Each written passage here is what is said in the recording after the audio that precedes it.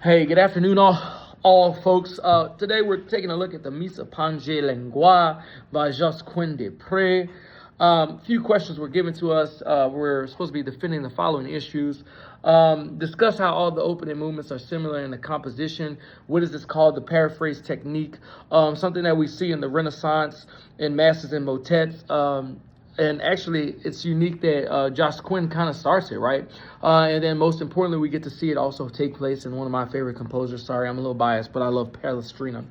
And so Josq's imitative procedure in the Missa Pange Lingua is characterized by obvious references to the chant at the beginning of the major movements and by equally obvious instance of motto repetition at the ends of the movement. So basically what we technically start to see is that the chant is taking place and being manipulated into the different movements used with the use of augmentation, melodic phrasing, and a bunch of different other techniques that are being used. You even can see that we have an ostinato taking place as well.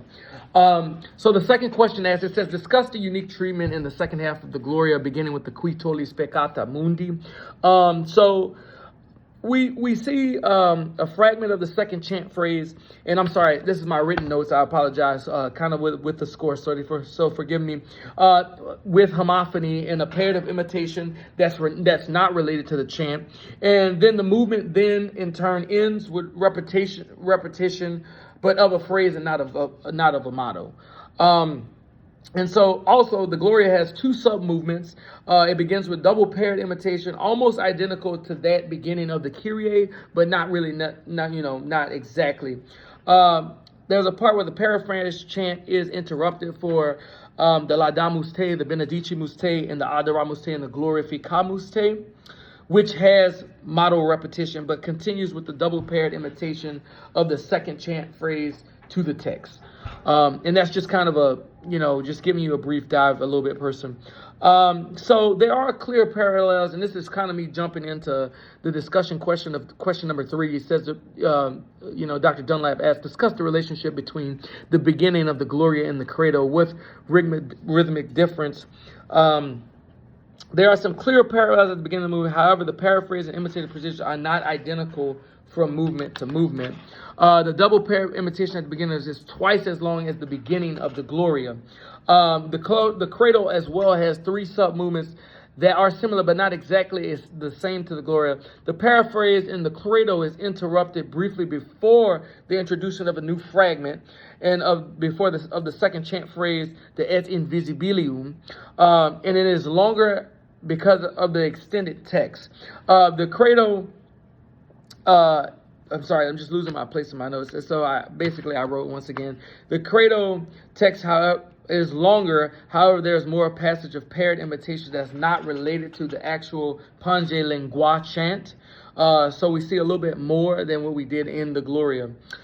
In addition, the Credo ends with the paraphrase of the chant's fourth phrase, something that's not done in the rest of the other movements like we've seen before. Okay. Last, it says, discuss the overall structure of the Sanctus. Would the structure be considered balanced?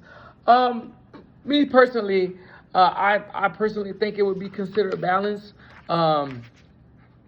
We basically see that it is divided into the Pleni Succelli, the Hosanna, and the Benedictus section. Each section is treated with a distinct musical characteristic reflecting the text. The Sanctus theme is derived from the Pange Lingua chant with motifs that appear in various voices. The Hosanna section are more jubilant and rhythmically lively, contrasting with more solemn Benedictus. Once again, we see more polyphonic texture. The Benedictus often features more intimate but reduced texture, but it definitely does highlight the text as well. And once again, sorry, I've just kind of been writing. I have notes that are kind of all over the place, just kind of as I, went through the score study. Regarding the proper performing practice, how might today's choir be able to successfully perform the Missa Pange Lingua? I'm going to say that I think it takes a very good conductor and also a very good teacher. I do think this is something that takes time and takes practice. I think this is something that also needs to be placed on the emphasis, not just of the text, but what's happening in the meter. And just give me 1 second, because I had this in another note somewhere. We were talking about, because I think that's something that needs to be pointed out, that the meter and the tempo is pretty important. Just kind of doing the research of, what is the text calling for? What is the music calling for? I'm going to be honest, maybe pushing it to doing with a high school group.